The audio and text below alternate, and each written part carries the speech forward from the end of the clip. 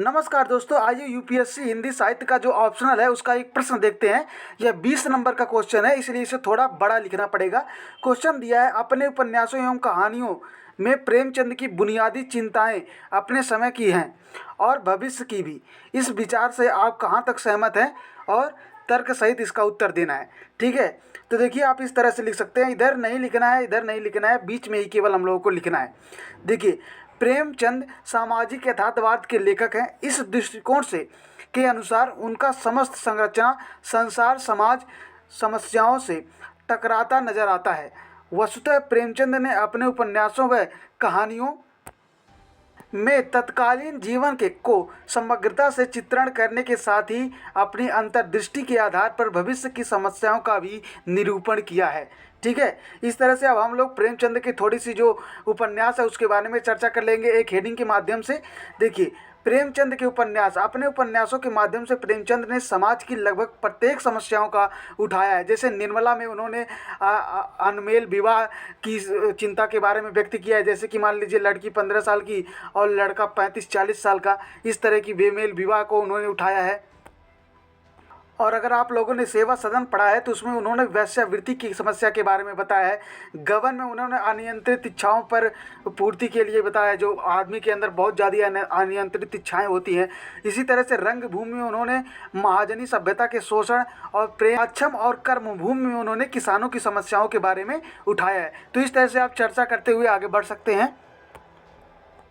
इस प्रक्रिया का चरम बिंदु उनका महाकाव्यात्मक उपन्यास गोदान है, जिसके बारे में हम लोग के कोर्स में भी है।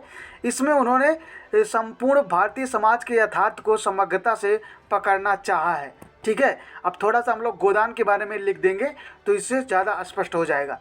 गोदान में तत्कालीन समाज की समस्याओं को दिखा रही है, जैसे कि सामंतवादी व्यवस्था, किसानों का निर्मम शोषण, अनमेल बेमेल विवाह, विधवा जीवन का दुख, दलित समस्या, दहेज की समस्या। ये सब चीज़ें आपको गोदान में देखने को मिलेंगी अगर आप गोदान को पढ़ेंगे। इन समस्याओं का वह तमाम अन्य सभी समस्याओं को किसी न किसी रूप के माध्यम से उन्होंने दिखाने का प्रयास किया है। ठीक है, थोड़ा सा हम लोग पैराग्राफ चेंज करेंगे, उसके बाद लिखेंगे, क्योंकि एक उसमें 2 ही पैराग्राफ लिखना है। ठीक है, ध्यातव्य है कि इसमें भविष्य की समस्या भी नज़र आती है, जैसे सांप्रदायिकता की समस्या, झुनिया के पति की मौत, आने वाले समय में पूंजीवादी सामंतवाद, मजदूरों का शोषण जो हो रहा है, जैसे गोबर का शोषण हुआ था। गोबर मतलब गोवर्धन, जो होरी का बेटा था। ठीक है, और लोकतंत्र का धनतंत्र में बदल जाना व राज्य द्वारा गरीबों का शोषण करना। ठीक है, ये सब चीज़ें आप इसमें लिख सकते हैं। इसी प्रकार फिर अगर आप पैराग्राफ चेंज करके लिखेंगे, इस प्रकार प्रेमचंद की कहानियाँ ही यही भूमिका निभाती हैं। अलग ओझा, दूध का दाम, शतरंज के खिलाड़ी और सदगति, कफन, गुल्ली डंडा, ये सब आपको प्रेम मंजूषा में मिल जाएगा। आदि में अपने समस्या की चिंता की है और ईदगाह बूढ़ी काकी के माध्यम से उन्होंने भविष्य की चिंताओं को भी जोड़ दिया है। ठीक है, इसी तरह से और अगर आप अपने उत्तर को बेहतर ढंग से समाप्त करना चाहते हैं तो आप डॉक्टर रामविलास शर्मा का एक कोटेशन लिख सकते हैं। रामविलास शर्मा ने कहा था, यदि 1915 से 1936 बीच का इतिहास नष्ट हो जाए तो प्रेमचंद की रचनाओं के आधार पर उसे फिर से लिखा जा सकता है।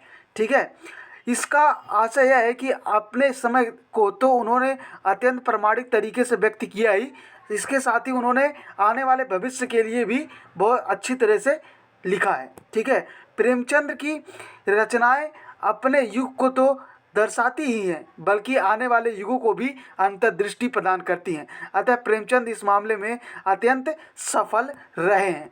अब देखिए, 20 में से अगर 12 नंबर आ रहा है, 12.5 नंबर, इसका मतलब बहुत अच्छा उत्तर है। Thank you so much for watching this lecture. इसी तरह से आप भी हिंदी साहित्य का अपना आंसर लिख सकते हैं।